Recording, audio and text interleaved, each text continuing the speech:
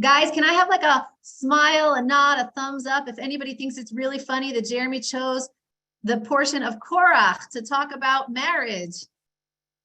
Yeah, he said to me, this is the perfect Torah portion to talk about marriage. And I thought to myself, this is the Torah portion with the most fighting of any portion. What is happening in Jeremy's subconscious mind that this reminded him of marriage? I think I might be in trouble. So I'm thinking to myself, I better find something in this very fighty, rebellious, argumentative portion that's about marriage.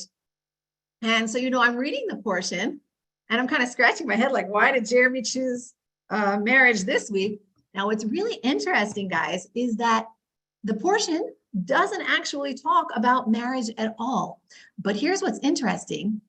I discovered that the midrashic traditions actually go out of their way to draw the marriage stories into the biblical narrative here. Because the midrash, we talk about this a lot, right? The midrash's job is to fill in the spaces where the Torah is unclear. That's where our oral tradition that's been passed down from generation to generation comes in and fills in the spaces that we don't understand in the Torah. So now when you start reading this week's portion, it's already unclear from the get-go, right?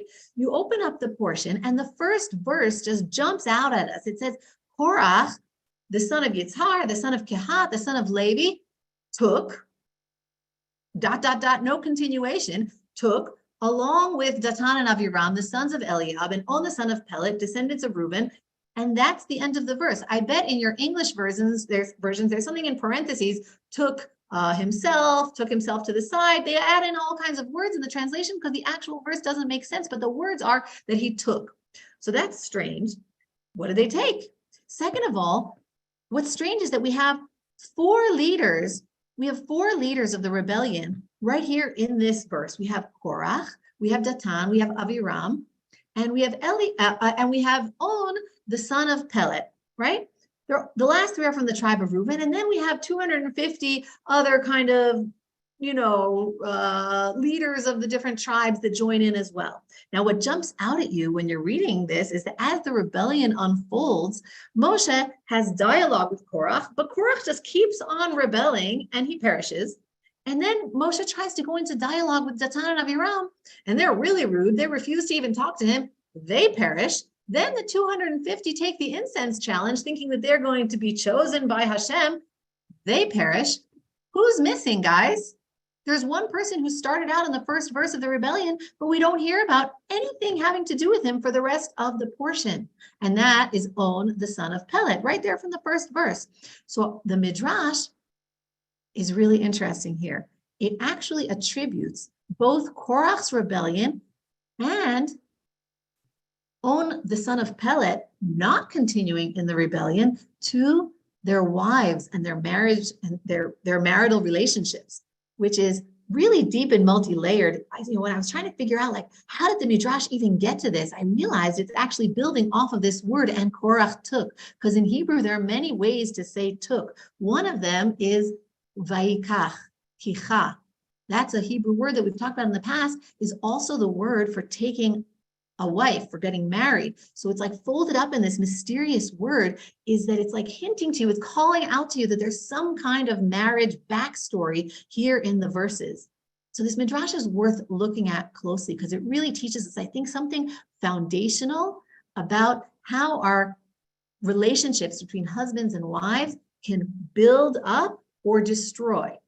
So what happened here? The Midrash is really great. It says, On, the son of Pelet, was part of Korach's rebellion, and his wife said to him, what are you going to get out of this quarrel?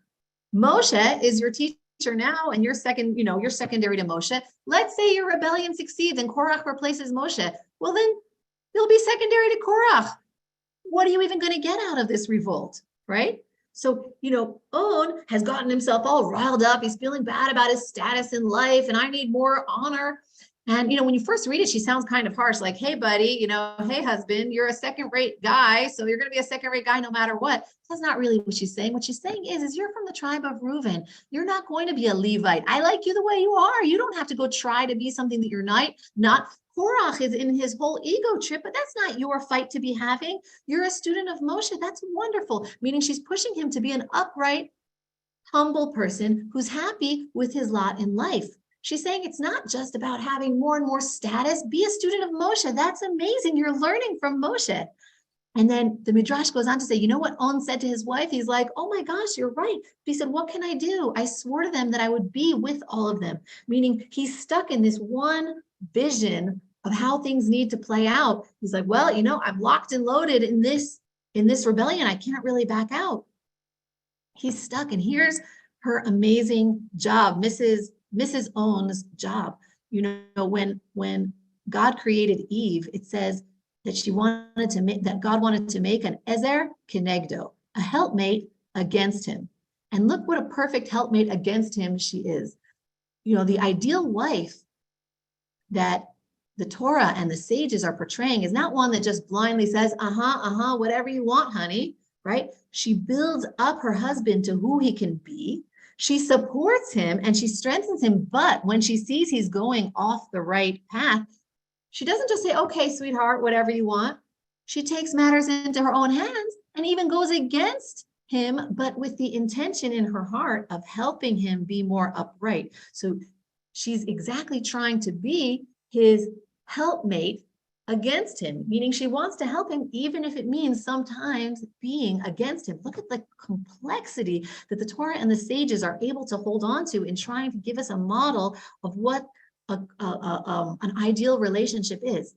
And then the Midrash goes on, and she actually uses the words of Korach himself. The Midrash says that On's wife said to him, remember, all of the assembly are holy, right? What does that mean? She goes, you guys are all the men in this rebellion, I bet, are so holy.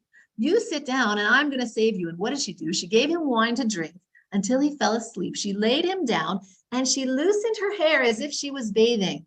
And then whoever came to call On to come out to the rebellion against Moshe saw this immodest woman, and they were like, oh, well, catch you later, On. We're just going to keep on going on our way, right? So she actually said, here she's just so brilliant. She turns around Korach's own words to show her husband the absurdity of his line of thinking. Korach said, oh, we're all equally holy. We're all so holy. Yeah, you're so holy. Why are you rebelling against God's will? So she goes, oh, these people are so holy. They're surely going to be careful to not, look at an immodest woman. Well, where did they get all of those ideas of modesty? Moshe is the one who taught that to us. So if you believe the Torah, then why are you rebelling against Moshe? You're so holy. So she's showing him, she's highlighting for him through her examples, through her living actions, she's highlighting for him the fallacy in his thinking. And then when On wakes up, Korach, the Midrash says, and his company had already been swallowed up by the earth. And the Midrash here is so colorful. It says that the earth opened up all the way until his very bed, so that he would clearly see that's because of what his wife did that he was saved. And then the rabbis conclude that part of the Midrash by saying that when Proverbs 14:1, when it says the wise woman builds her house, that is what we learn from the wife of On, the son of Pelet.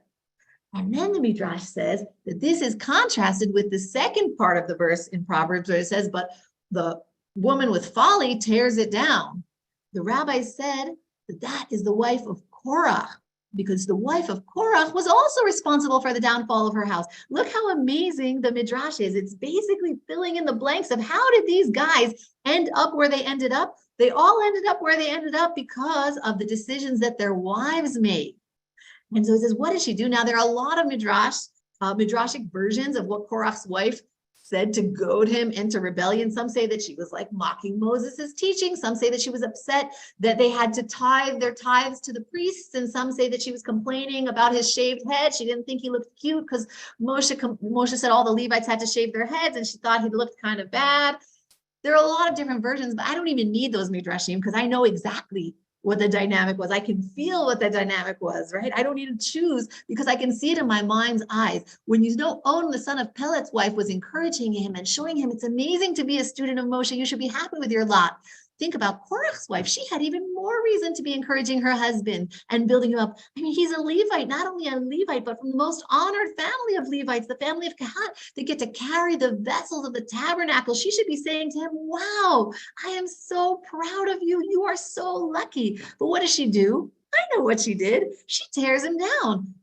And it doesn't matter what particular thing she was minimizing. what she was really saying to him is Moshe has more status than you. They've turned you into a nobody. The Talmud uses the most colorful language, says that Korach's wife said to him, Moshe treats you. Now watch this language that they use. Close your ears, children. He says, Moshe treats you like a piece of excrement that he kicks around. That's what the Talmud says that Korach's wife said to him, that you're a piece of excrement that he kicks around. What is Korach hearing? He's hearing that to my wife, I look like a piece of excrement being kicked around. What does that do to a man? What does he feel? The downfall of her house is from that. So the Midrash is teaching us this marital dynamic of Ezer Kenegdo, a helpmate against him. How can how the wife operates is the secret to the success or the failure of the home. Had On's wife just been an Ezer, just been a helpmate, she would have just agreed with her husband and he would have perished. And so would she, and so would their children. Korach's wife, on the other hand, was just Kenegdo. She was just against him, tearing him down, making him feel like a loser, and her home perished as well. Who was the only wife who was able to bring salvation to her home? That was On's wife, because she was a helpmate against him, guiding him wisely and righteously, building him up, telling him how amazing he is, showing him his potential, but also not afraid of bringing her own opinion in order to help him. She doesn't do it in a manly way. She doesn't get out in the fight and start arguing with Korach. She uses her feminine traits, the nurturing of her husband to put him to sleep, her natural feminine beauty and characteristics, whatever she has at her disposal, she uses to help her husband. And I think this story really connects beyond marriage also to the broader message of this portion. What's going on here? If we look at the rebellion, it was the most amazing families. The Levites, the Reubenites were the oldest of the sons of Jacob, and the noblemen, 250 noblemen. There weren't any poor people here. These were the elites, people you would expect to be pleased with their lots and their honor in life, but they're still peering over their shoulders and being jealous of the other guy.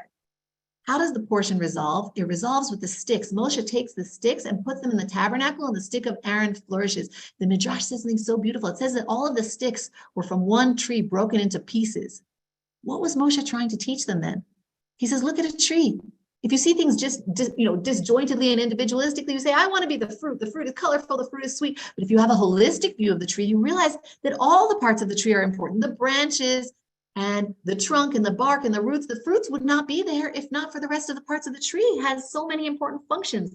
So only together the tree can work. We have priests and Levites and Israel and nations, not because one is better or worse, but just because there are different jobs in life. Everyone has its own unique attributes. And I was reading the Netivot Shalom, he says something amazing. What was Korach's claim? He says, Kol ha'edah kulam kedoshim, all of the assembly are holy. He says it kedoshim in plural, meaning he sees the assembly as a bunch of plural individuals, but Hashem looks at us as one body, as one unity with many parts.